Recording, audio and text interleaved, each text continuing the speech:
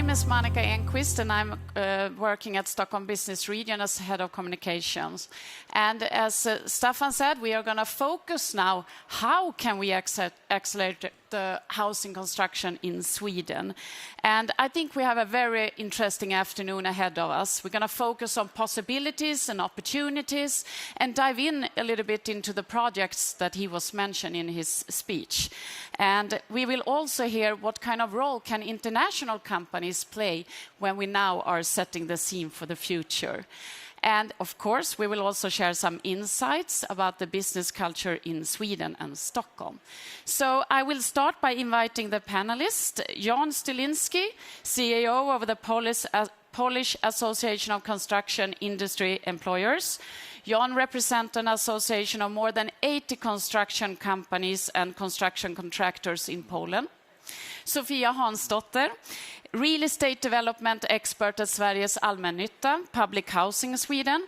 Sofia represents an organization of municipality-owned housing companies and long-term private housing companies that contribute to the public interest in Sweden. Yes. And Konrad Chiński, business development manager at Stockholm Business Region. Konrad helped construction companies when they want to establish in Stockholm and also make sure that they get the right connections in Stockholm. Hi, panel. Hello. Hi. Hello. Hello. So we are coming from a very heavy period. The economic conditions with high inflation, rapidly rising interest rates, and even higher construction costs. And that has, of course, affected the climate regarding new housing constructions. But how is it looking now? Staffan shared some positive insights. What would you say, Konrad? I would say, as you say, the crisis has been quite bad, actually. Probably the biggest one in the last 25, 30 years in the Swedish construction industry. What we do see now, to bring some positiveness, of course, the report that Staffan mentioned is part of that, looking at the potential of the market, but we are seeing a turnaround, actually. I think February was the first month when we saw a very small turnaround, but still a rise in construction projects in new apartments, for example. So housing construction is in Sweden in general and also in Stockholm. So we're seeing some positive signals, probably with a lowering of the interest rates will accelerate new projects as well. And when I speak to the industry, both on the private and the public side, most of them see first quarter of 2025 as the breaking point. And the amount of big projects is huge. So when it turns around, it will turn around big. And Sofia, do you agree? Is this what you're seeing as well? Yeah, I think this year also we will be a very low construction rate. And I think that the planning ahead is essential now. And the regions up north, where we have the new industry coming up, they have big problems and they need to keep the rate up and going. But it's a slow process because you have to make sure that you have the investment and that you can have housing. And I represent the rental market, so we need to also put a rent that people can afford to live in. So that's essential. So it takes a long time, the planning and then the construction from start to finish. And I think that we will see that happening for a while in the future. So a few more years, it will stay slow. But we were hearing a little bit about a new report from Staffan in the previous speaker, and it showed a lot of great potential and an investment volume of 115 billion euro until the 2040. What kind of fields would you say that this different investment potential are in? I would say there are a couple of different aspects of it. Why the outcome is so positive, we were surprised ourselves, because coming from a very negative picture that is all around you, of course, people leaving the construction business, which is a huge problem for future projects, getting such a positive outcome was quite surprising for us. But on the other hand, if you look at the underlying data, you have a shortage of apartments, which is true for almost all of Sweden. You have a huge innovation potential in Stockholm, as Staffan also showed beforehand here. There's also a driver of a population growth underlying, maybe not in the city center of Stockholm, but if you to take into account the whole region, the demographics are quite positive, which is kind of different from all other or metropolises in Europe. So that's one aspect of it. The second aspect I would say is also, I mean, we talk a lot about geopolitics that we cannot really do anything about here. But there are also things like Sweden accessing NATO now, which is pushing forward infrastructure projects. Especially Oslo-Stockholm 255 is one of the critical, I would say. So we see also that large infrastructure projects are driving housing construction and will be in the future. So that's I think two of the most positive things about it.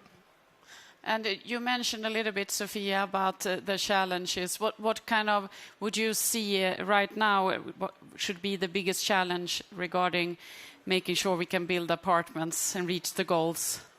I think money is the big issue at the moment. The construction cost is all-time high, and the financial of the projects are also all-time high. So that's why you get a crisis, kind of. But then we also have the demographical changes or challenges. People are growing older, and more people are older, and there's not even too many babies being born. So we have to see what kind of changes in the housing that we are creating in forward. So we have to create the right housing for the future ahead.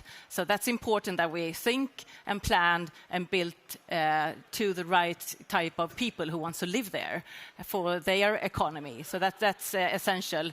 And we need to, I think, broaden the regions, because it's expensive to build in the center of Stockholm and there's not much space left. But if we widen the regions, the land will be cheaper, and then we can come down in the total construction costs. And that's also important to see, because we have a better balance in the housing at the moment. I think we need to see that too. There is a lot of houses, and you can get an apartment within up to a year only if you go a bit further away from the city center. So there's not one picture of the crisis if you see of the shortage in the housing. There is housing that you can rent pretty quick, but you need to move out from the city and into some other regions. And we need to use the whole of Sweden and build the right housing where it's needed the most. Okay, interesting. And we also have an international guest here today. And Jan, you're coming from a country that has a really great plan for how to get out of all the challenges after the pandemic. And they have been focusing a lot on investments and a lot of being proactive for businesses and EU at large. And I know that you will tell us a little bit, would be interesting to hear, how is the industry looking regarding construction industry in Poland? Good morning or good afternoon. Thank you for this question. This is interesting issue because actually the Polish construction market is a really big one. It's over 70 billion euro every year. I mean the production in construction, and it reaches around 10% of the GDP. And together with the sectors that work for construction, I mean, producers or suppliers is between 15 and 16% of GDP. So this is a substantial input in the country economy, and the Polish construction sector employs more than 1 million employees. So it's also a substantial number of work for people, and this is basically due to the fact that the most investments that were realized in recent years in Poland, that was infrastructure, transportation mainly. I mean, railways and mainly roads, and the total amount of housing, residential investments reaches in these circumstances up to 20% of the total construction production. So our construction is driven by different factors than the construction in Sweden and in Swedish market. And coming then to the Swedish market, what do you think Polish companies, what can they do and help us with regarding an international setting?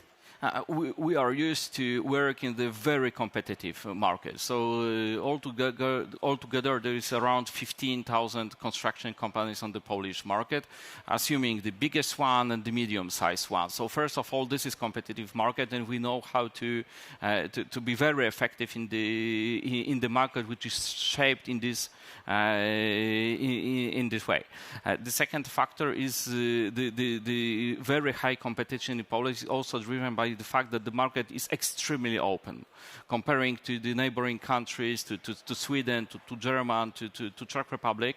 The Polish market is so open that I can say that almost every company that is interested in offering construction works in Poland can establish a subsidiary company and offer such work, and then can be granted a contract and entitled to realize it.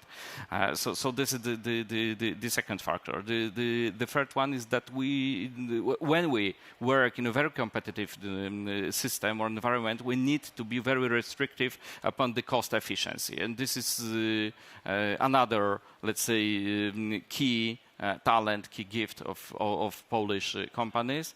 And I would say the last one is the high level of flexibility.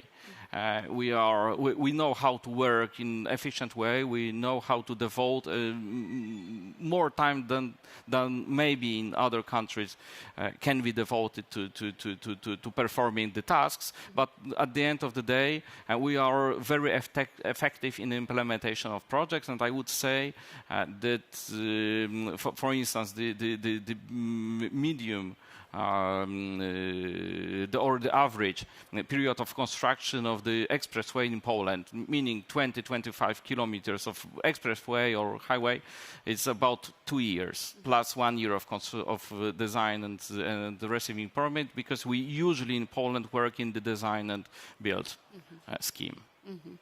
And coming back to the Swedish market, do you find the Swedish market receptive to international companies, or? To some extent, yes, because you are, the market and the Swedish society is open in a meaning that it's not easy to become a part, the active part on the market. But on the other hand, there are certain administrative regulations which are not that easy, and some of them are formal. And when there are some formal mechanisms, it's easier to understand the issue and to follow certain procedure. But when we talk about the issues like, for instance, obtaining the bank account number, it's much more difficult, because it's not driven directly by the administrative code or administrative proceedings code. It's driven by a certain understanding of how the system works and how the system could protect themselves or itself. Yeah, and we will make sure that during this afternoon we will focus a little bit on these issues so we make it all clear. And Konrad, what advice can you give? What strategies should companies adopt in order to come and do business here in Stockholm? Well, just to spin it off from what you said, I would say patience is the key. No, of course, it's one of the key ingredients. The Swedish market is different from many markets in Europe. The most important thing I would recommend any company that wants to do business in Sweden is to try and see it in a long-term as a long-term project. Basically, it will take a while to get established on the market. There are some trickeries that you need to understand. There are some differences basically from other markets that you may be used to, like for example Germany, which I know Polish companies are quite active on. So that's the first main thing. The second thing I would also say that once you are established, there are, as we can see, quite a lot of very, very large projects. I think that the Swedish investors are quite easy to work with once you've established that relationship. So that's also one of the Swedish advantages, I would say. So it may take a different approach, but I think the fruits will be quite juicy. Can I say that? Yeah. And that's also something you can help and facilitate with, making sure to find the right partners to collaborate with. And time runs quick, but we have one final question for you all. So to wrap it up, to summarize, what can international construction companies bring to the Swedish and Stockholm market? Do you want to start, Sofia? Yes, of course. I think the competition needs to be better in order to bring the prices down again. Maybe they cannot go down, but they can get better. As well as the inflation is getting better, the money and the products need to be higher in quality, and we also know how we also need to meet the climate changes. With that said, we need new ideas and on how to reduce the climate footprint down to 50% and in the long term down to 90%. How do we do this? We need more ideas, we need more collaboration from all over Europe and new ideas and a better competition, keeping the prices down and the global footprint down as well. So that's good. So collaboration and deep knowledge in understanding the Swedish markets. I think that's the key for you to enter the market and work with us. So you are needed, of course. And Jan, I will give you the same question to you. Thank you. You wrote down some ideas, because this is not that easy question, and we needed to think over this and what we can really offer. And I think that some of these characters I already mentioned, like cost effectiveness and flexibility, but other are quick scaling. I think this is one of, certainly in Poland, this is one of the key factors, key characteristics of Polish construction companies. Excellent construction management skills. We know how to manage the site and to be effective on the site, and high quality of Polish materials. We produce almost every material that could be produced in construction is produced in Poland, and they are from medium level to high level of quality, depending, of course, of price and expectations of the client. And last but not least, high level of technical education. Our managers, our engineers are very well educated, and they are, let's say, at reasonable, let's say, price, but of highest global quality. And Konrad, do you agree, or do you have something more you can add? No, of course I agree. I mean, cost efficiency, of course, one of the keys, as construction costs are very high in Sweden, and also broadening in the competition is one key as well, which leads to lower prices, hopefully. But I also, spinning off again what Jan said, I think innovation. I mean, we saw Staffan talk about Stockholm being the innovation hub. I think we can learn from each other. So bringing ideas from countries, also when you look into construction materials that are more cost efficient, that are climate neutral. I know a lot of companies doing that in Europe that we don't do here in Sweden. Bringing that here could probably be a success story. So I will throw in that little key word that everybody speaks about. Well, thank you so much. A big applause to the panelists.